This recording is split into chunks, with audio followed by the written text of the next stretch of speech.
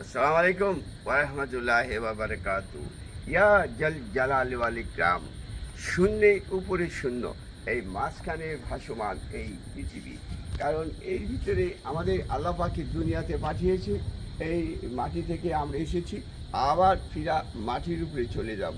অতএব আমাদের মাটির মতো হতে হবে। কারোর প্রতি জুলুম করা যাবে না, তার প্রতি কর্কশ ভাষা ব্যবহার করা যাবে না, কারো আঘাত দেওয়া যাবে না। যেমন আপনার বিচার দিনের সর্বপ্রথম আমরা এতকাল জেনে এসেছি নামাজের বিচার হবে প্রথম। না, কিন্তু নামাজের বিচার হলো, কিন্তু ইমানের বিচার হলো না, তা তো হবে না।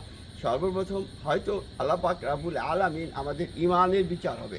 অতএব যার ইমান শক্তিশালী সে হলো শক্তিশালী মুসলমান। তাই কাজে আমরা এই পৃথিবীতে এসেছি কিছু সময়ের জন্য। আমরা সময় শেষ হয়ে গেলে আমরা চলে যাব ওই পারে।